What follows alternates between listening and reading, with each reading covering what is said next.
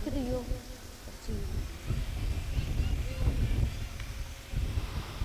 आज सप्तम दिवस जो व्यतीत होने जा रहा है, जैसा कि एक अंटा इसमें लगा दिया गोपाल जी वाले। हाँ वैसे डबल कर दे। सप्तम दिवस जो व्यतीत होने जा रहा है,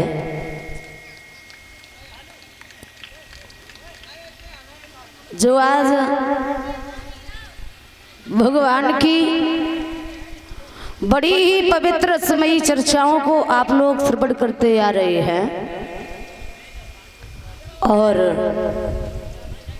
अभी कथा सुन रहे थे आप लोग हमारी बहन जी के द्वारा।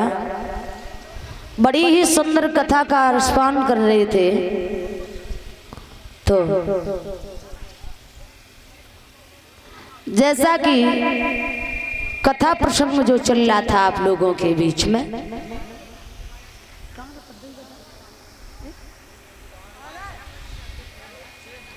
जैसा कि आप लोगों ने श्रवण किया है कि किस तरीके से भगवान श्याम सुंदर के बड़े भैया बलराम जी का विवाह अरुणत नगरी के रहने वाले महाराज रेवतक की बेटी रेवती के साथ में किस तरीके से हुआ है। और इसी के बीच में ये जो 100 रुपये हमारे करीब आए हैं, सम्मानीय श्रीमान भूरे चाचा जी जो ग्राम साठिया से पधारे हैं, इनकी तरफ से 100 रुपये हमारे करीब में आए हैं। परमात्मा इन्हें धर्म के क्षेत्र में सदैव आगे बढ़ाए, इनके बच्चों पर भगवान हमेशा अपनी कृपा दृष्टि बनाए रखे। भैया भैया उनको लिख दियो, ठीक है। रेवती जी को आज विदा करते हैं भली भांत से, और जवाब दयो है कि हे लाडो ससुराल में जाओ। और देखिए बेटी, जब ससुराल को हम विदा करते हैं, ससुराल को, तो बेटी को कुछ हम महत्वपूर्ण चीजें दिया करते हैं। हमारे हिंदू धर्म की ये परंपरा है कि बेटी को हम कुछ महत्वपूर्ण चीजें दिया करते हैं। जब बेटी की विदाई करते हैं तो विदाई के वक्त पर बेटी को जल पिलाते हैं। कहा कि वो जल क्यों पिलाते हैं? कुछ मैया सोच रही होंगी कि इसलिए पिलाते हैं बिटिया को रोए रोए के गलों सूख जाते हैं, हाँ तो पानी पिलाते हैं। लेकिन ऐसा कहा है कि उस पानी को चलते वक्त जब बिटिया को पानी पिलाते हैं, वो संकेत करता है कि हे बेटी, ससुराल में जाकर के इस पानी को कभी लजा मत देना। ससुराल में जाकर के तुम्हें अपने मायके की आन बान शान रखनी है, क्योंकि बेटी जो होती है वो 3 कुल की मर्यादा को रखने वाली होती है। भक्तजनों, ससुराल की और ननिहाल की और अपने मायके की। बेटी को एक सूप और चलनी भी दिया जाता है विदाई में। वो चलनी ये संकेत करती है कि हे बेटी, जब तक तुम मायके में रही तो तुमने सबसे पहले भोजन किया, लेकिन ऐसा ससुराल में जाकर के नहीं मिलेगा। क्योंकि जिस तरीके से हम चलनी में आटा डाल के जब छानते हैं ना, तो महीन आटा निकल जाता है और मोटा आटा वो भूसी उसमें रह जाती है। तो कहते हैं, वो संकेत करता है कि ससुराल में जाकर के तुम्हें पहले भोजन करने को नहीं मिलेगा। ससुराल में जाकर के सारे परिवार वालों को भोजन कराने के बाद में तुम्हें बाद में भोजन करना होगा और रसोई में बैठ करके कभी दो बात नहीं करना। सूप भी दिया जाता है, वो सूप संकेत करता है कि हे लाड़ो, ससुराल में जाकर के सास भी कहेगी, ससुर भी कहेंगे, जेठ भी कहेगा, लोग अच्छा भी कहेंगे, बुरा भी कहेंगे, लेकिन तुम्हें ससुराल में जाकर के सूप जैसा स्वभाव रखना है। जैसे हम सूप में डाल करके जब अनाज डाल के साफ करते हैं तो वो कूड़े को बाहर निकाल देता है और अनाज को अपने अंदर रख लेता है, उसी भांति से ससुराल में जाकर के तुम्हें सूप जैसा स्वभाव रखना है। अच्छी बातों को अपने अंदर धारण करना और खराब बातों को बाहर निकाल देना। बेटी को विदा करते हैं और ये जो सम्मान हुआ है हमारे समस्त स्टाफ का फूल मालाओं द्वारा और 51 मुद्रिकाओं द्वारा सम्मानित किया है और हमें ये पगड़ी पहना करके और 151 रुपए का हार पहना करके सम्मानित किया है।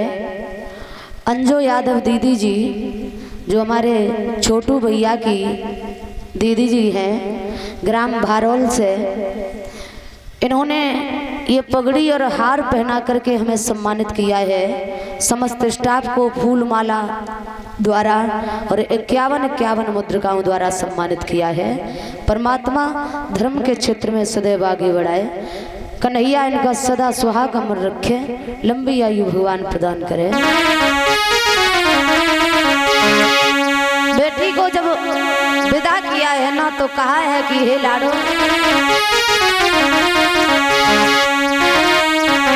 कि मान ले दुलारी मेरा कहना और इस भांति रहना जाके ससुराल में।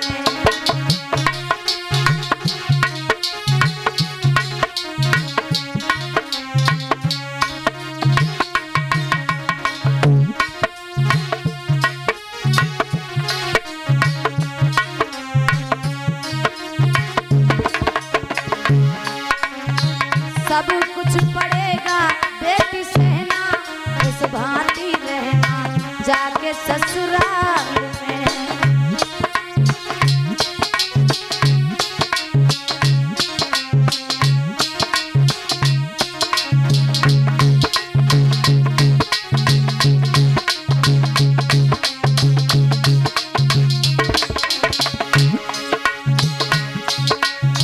पिता के समान अपने ससुरा जी को मानना,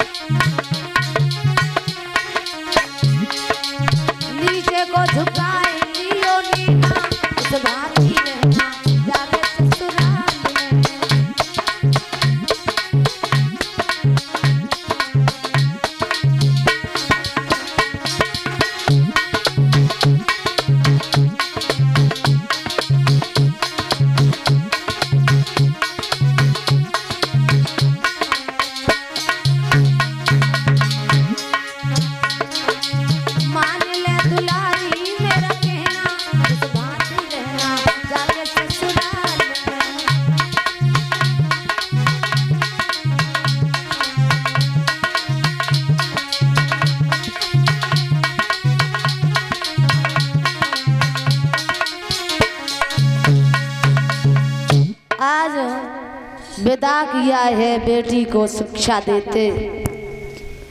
मैया ने बड़े सुंदर शब्दों में समझाया है, क्योंकि बेटी ससुराल में जाओ सासू को माँ के समान समझना। बलराम जी विवाह करके ले जाते हैं, क्योंकि कहा जाता है ये रेवती जो थी जिसकी 21 हाथ की लंबाई थी भक्तजनों, लेकिन बलराम जी ने हल और मूसल से ठोक लगाई तो रेवती को अपने से कुछ नीचा बनाया, तब विवाह हुआ है। बलराम रेवती जी को लेकर के बड़े हर्ष और उल्लास के साथ में भगवान श्याम सुंदर जाते हैं, जो विश्वकर्मा की बनाई हुई द्वारिका, जिसमें भगवान रहते हैं।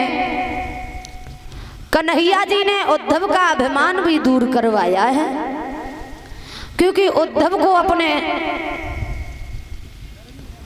ऊपर बड़ा अभिमान था कि मैं बहुत बड़ा ज्ञानी हूँ, विद्वान हूँ, लेकिन भगवान ने उद्धव को ज्ञान को छीड़ करवाया है। लेकिन कहा भी है भक्तजनों के प्रेम के आगे ज्ञान भी नहीं टिक सका उद्धव का। वो ज्ञान देने गए थे उद्धव जी गोपियों को, लेकिन प्रेम के आगे वो उद्धव का ज्ञान का बाण गोपियों के सामने नहीं चला है। अंत में उद्धव जी क्षमा मांग करके चले आते हैं, लेकिन धीरे धीरे समय व्यतीत हुआ है। सुखदेव भगवान समझाते हैं राजन उत्तरायण परीक्षित महाराज, जब भगवान योगी राज कृष्ण का विवाह कुंदनपुर के रहने वाले महाराज भीष्मक इनके घर में एक बेटी जो हुई, जिस बेटी के बारे में महाराज भीष्मक ने नारद को अपने आंगन में बुलाया है और नारद से बेटी के बारे में पूछा है और ये कहा है कि हे महाराज, अरे आप एक बात बताओ कि घर में बेटी ने जन्म लिया है, आप उस बिटिया के बारे में बताएं। और जो ये कहा है तो महात्मा नारद ने आज समझाया है। संत ऐसा कहते हैं कि घर में एक बेटी होना जरूरी है। जिस मैया की कोख से एक बेटी ने जन्म नहीं लिया, उस माँ का आंगन भी कुंवारा रहता है और कोख भी पवित्र नहीं होती है। प्यारे भक्तजनों, महात्मा नारद ने जवाब दिया है कि हे महाराज भीष्मक, तुम्हें नहीं मालूम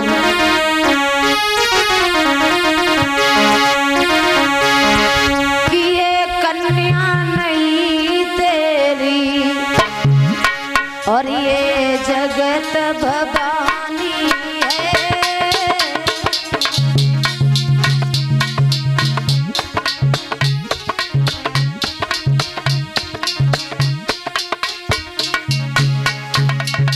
भीष्मक को समझाते हैं नारद, सुनो महाराज, ये कन्या नहीं तेरी, ये जगत भवानी है। वेदों में बखानी जो, वेदों में बखानी जो जग की महारानी है।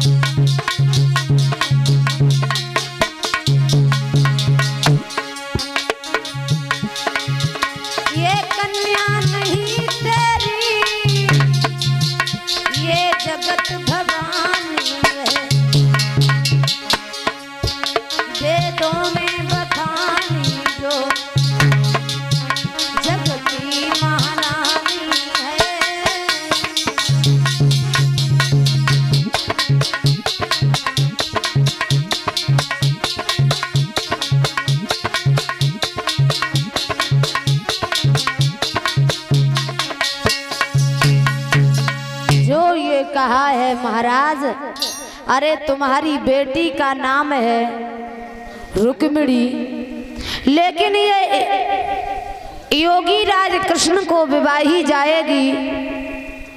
और जो ये कहा है, अब तो महाराज को बड़ी खुशी हुई है।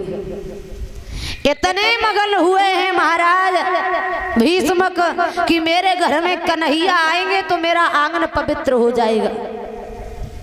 कन्हैया आएंगे, भीष्मक को अपार खुशी हुई है। ऐसा ही नहीं, भक्तजनों जिस समय पर धीरे धीरे नारद आज नामकरण करने के बाद में वहां से चले जाते हैं, समय जब व्यतीत हुआ है तो इन महाराज भीष्मक के आंगन में ये कन्या जब बड़ी हुई है, समझदार हुई है।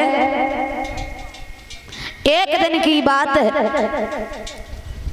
ये रुक्मिणी जो थी वो अपने द्वार पे ही खेल रही थी, तो द्वार से नारद कुछ गुनगुनाते हुए निकल गए कि ब्रजभूमि में भगवान का अवतार हो चुका है। ब्रजभूमि में जो सुना है कि भगवान का अवतार हो चुका है, तो रुक्मिणी जी बड़ी मगन हुई है, हृदय इतना प्रफुल्लित हो गया है, अपार खुशी हुई है। रुक्मिणी जी उसी दिन से भगवान नाम का गुणानुवाद करती हैं, जहाँ भी जाती हैं, उठती हैं, बैठती हैं, चलती हैं, सोते जागते में भगवान का चिंतन करती हैं। लेकिन धीरे धीरे जब घर में वो बेटी समझदार होने लगी है, एक दिन की बात है, मैया शुद्धमती की अपनी बेटी पे नजर पड़ी है और विचार किया है कि घर में बिटिया शादी के लायक है, अब हमें अपने महाराज को आंगन में बुलाना चाहिए। तो महाराज भीष्मक को आंगन में बुलाने के लिए शुद्धमती ने अपनी दासी को पास में बुलायो है और जवाब दियो है, बहना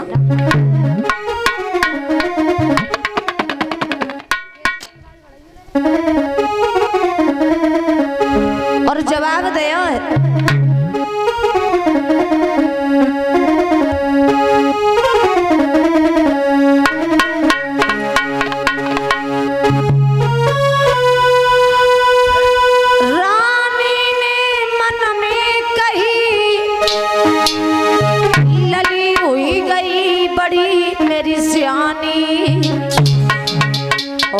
योग सुता हुई गई है रे के सोच उठी महारानी। विचार किया है महारानी ने, महाराज को आंगन में बुलाऊंगी और उससे कहूंगी कि घर में बिटिया शादी के लायक हो चुकी है।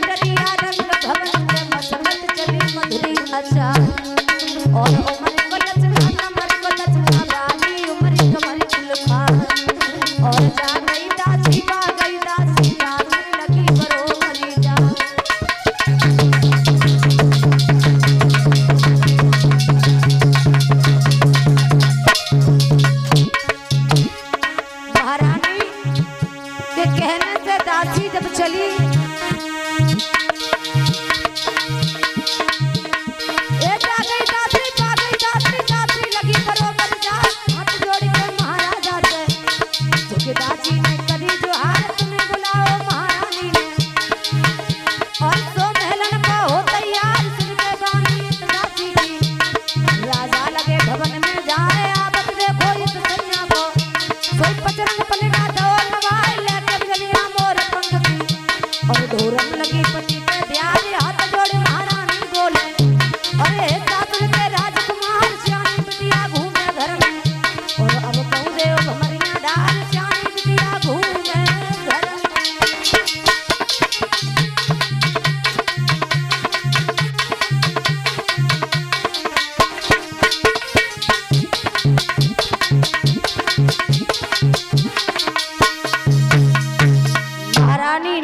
जोड़ के जवाब दयो है नाथ।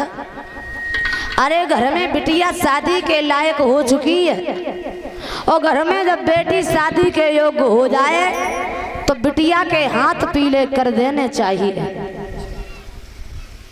और जो यूं कहा है महारानी ने, श्री महाराज ने जवाब दियो है, हे भद्रे आप चिंता नहीं करो, मैं दरबार में जाऊंगा और आज ही ये फैसला करके आऊंगा कि बेटी का विवाह कहाँ किया जाए और किसके साथ में किया जाए।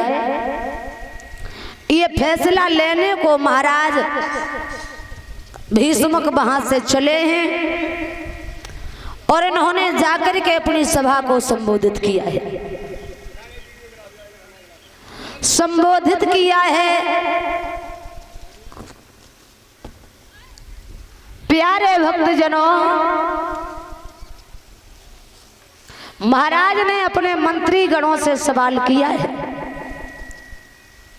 कहा है कि हे सभा में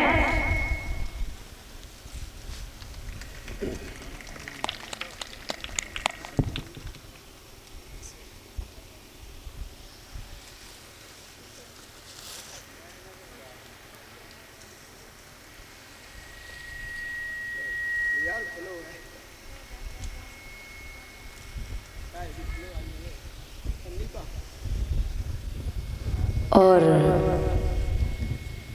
इसी बीच में ये जो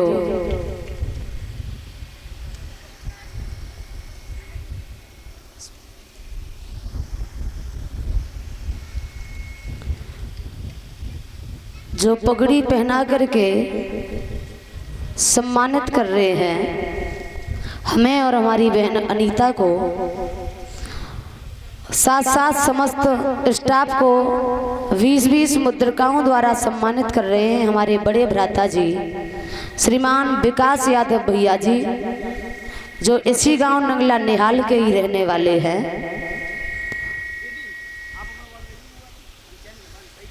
जो हमारे बड़े भ्राता विकास यादव जी के सौजन्य से ये पगड़ी के द्वारा सम्मान हुआ है और समस्त स्टाफ का 21-21 मुद्रिकाओं द्वारा सम्मान किया है। परमात्मा से हम कामना करेंगे परमात्मा धर्म के क्षेत्र में सदैव आगे बढ़ाए, रोजगार व्यापार में कामयाबी हासिल कराए, भगवान परिवार में अपनी कृपा दृष्टि हमेशा बनाए रखें। बोलिए सतगुरुदेव भगवान की। श्री सुखदेव भगवान समझाते हैं राजन उत्तरान परीक्षित, महाराज जिस समय भीष्मक ने सभा में ये सवाल कर दिया है और जवाब दिया है मंत्रीगणों। हाँ जी महाराज।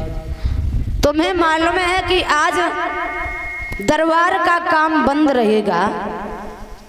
अच्छा, दरबार का काम क्यों बंद रहेगा, ऐसा क्या होगा? दरबार का काम इस कारण से बंद रहेगा कि मेरे घर में एक बेटी है जो शादी के लायक है, देखने में सुंदर है, उसके लिए किसी वर की तलाश करनी है। अच्छा, विवाह करोगे बेटी का? हाँ। तो ये बताओ तुम्हारी बेटी की उम्र कितनी है? उम्र? हाँ, कितने साल की है तुम्हारी बेटी? लगभग में 17-18 की तो होगी। 18 साल की है? हाँ। तो फिर मैं देख रहा हूँ कहाँ लड़का सही मिलेगा। ऐसा करो महाराज, तो हाँ देखो, एक आ जाएगा 10 साल का और 2 5-5 साल के। पागल तो नहीं हो गए आप? मैं तो तासो कह रहा हूँ, एक खच्चो हैगा तो एक काम दियो। हाँ, और ना फिर ऐसा करो मेली कर दो तुम्हारे लिए। जो महाराज में खराब लगतूंगा। पागल तो नहीं हो गए? हम तुमसे पूछ रहे हैं कि तुम्हारी नजर में कोई सुंदर योग्य पुरुष हो तो आप उससे अच्छा, सुंदर, ब्यूटीफुल, हाँ, क्यूट। ऐसा करो तुम। हाँ हाँ। तुम अपनी बेटी का विवाह दुर्योधन के साथ में कर दो। दुर्योधन घमंडी है, हम अपनी बेटी का विवाह उससे बिल्कुल नहीं करेंगे। अच्छा हाँ। तो महाराज फिर देख रहा हूँ, रुक जाओ। जरासंध के साथ जरासंध तो आयु में बहुत ज्यादा है और हमारी बेटी राजो की राजकुमारी देखने में बड़ी खूबसूरत है। हाँ, हम अपनी बेटी का विवाह उससे करेंगे जिससे कि हाँ अच्छा कमाता खाता हो। हाँ बिल्कुल, अच्छा हो, देखने में सुंदर हो, राजकुमार हो। तो महाराज ये राम किशोर कैसे रहेंगे? नाम राम किशोर है, चिमटा बजाते कमाते खाते हैं। अरे तुम्हें तो विवाह ही करना है बेटी का। बताओ, बच्चा कमाता खाता है, लम्बा भी है और चतुर चालाक भी है बहुत। नहीं चलेगा? नहीं चलेगा ना। अगर समझ में हो तो ठीक है, ना हो तो आप फिर चलो ब्लैक लिस्ट में डाल दिया मैंने ये। महाराज सुबह से दोपहर होने आ गया, लेकिन विवाह कोई निश्चित नहीं हो पाया। यहाँ तक बताया है, अगर एक गुण बताता है तो दूसरा अवगुण बताने में जुट जाता है। विवाह कहीं निश्चित नहीं हो पाया है रुक्मिणी का कि दरबार में बारी बारी से और राजन के नाम सुनाने लगे।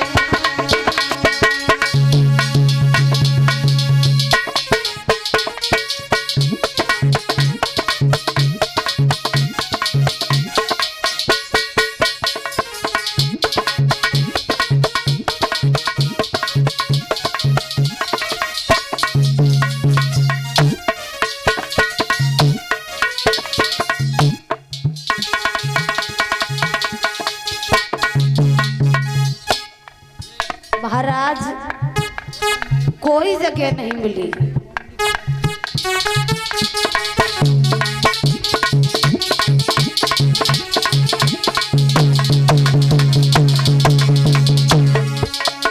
बड़े ही परेशान हैं महाराज भीष्म, लेकिन विचार किया है हृदय में।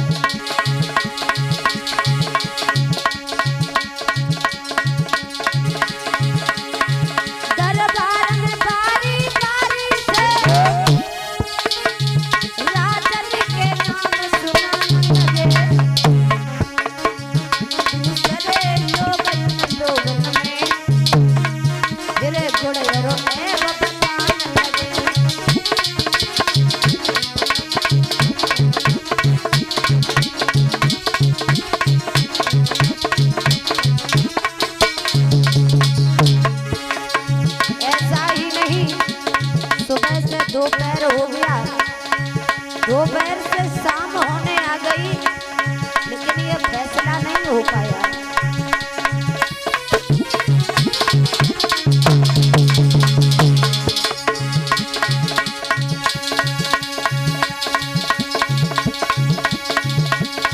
संध्या तक चर्चा छिड़ी रही,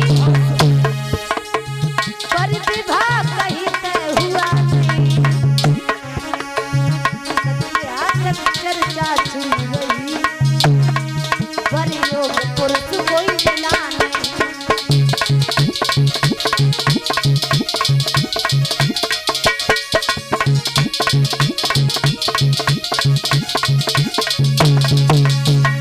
महाराज कोई भी ऐसा नजर नहीं आया जो कि फैसला हो जाता कि विवाह कहाँ किया जाए। और इसी बीच 20 रुपये कृपाल यादव नंगला निहाल से और 20 रुपये भिजवा रहे हैं। भजन लिखा लक्ष्मण को निवल शरीर। हाँ, कामना करेंगे परमात्मा। अच्छा अच्छा, हाँ जय है। इनकी तरफ से ये 20 रुपये आए हैं। परमात्मा लंबी आयु प्रदान करे, धर्म के क्षेत्र में भगवान सदैव आगे बढ़ाए। आइएगा एक लाइन, उसके बाद ध्यान में कलश वाली बहनाएं जो है वो बाहर निकले आए, कलश वाली कन्याएं। भैया जी आपका सम्मान करना चाहते हैं। जो भी कलश वाली हैं वो बाहर निकले आए। सभी लोग बोलेंगे भाव से एक लाइन।